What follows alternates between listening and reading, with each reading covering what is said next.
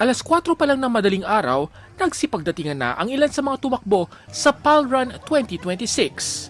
Mahigit kumulang 1,500 ang dumalo sa pangwalong BNG Run na pinangunahan ng Philippine Airlines ngayong taon.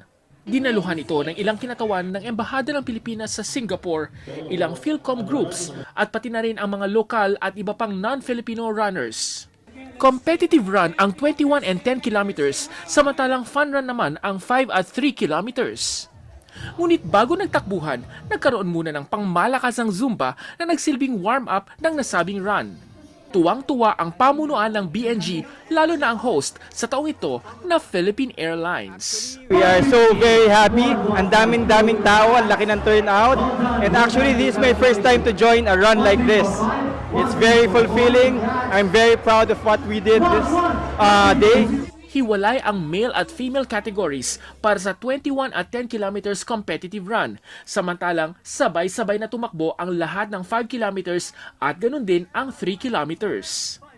Mapabata man o matanda, excited sa sama-samang pagtakbo sa Arena Park sa OCBC.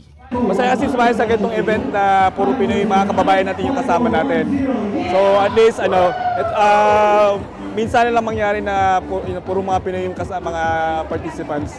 Pati mga first-timers sa pagtakbo, tuwang-tuwa na mapasama sa nasabing event. Super exciting po, ang saya. Actually, this is my first time also mag-run. I started my running journey, so it's lucky that this is my first time. It's very fun and looking sa mga kababayan ko na nandito, super excited na makita ko sila lahat.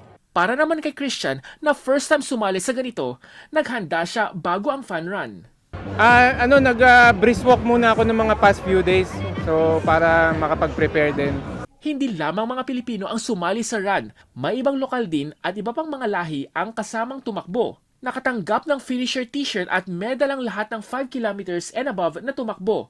Namigay rin ang mga papremyo ang Philippine Airlines para sa mga pinakamabilis tumakbo ng 10 kilometers at 21 kilometers.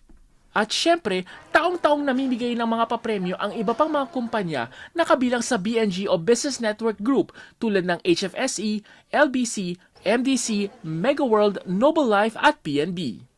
Ayon naman sa mga first-time runners, sasali pa rin sila sa susunod na taon. Yes, of course! We're doing a 10-kilometer run next year! 10 km next year, yeah. Yes! 10K na next year. Ayan. Nag-uulat mula sa Singapore, June Rigonan, Rated J News.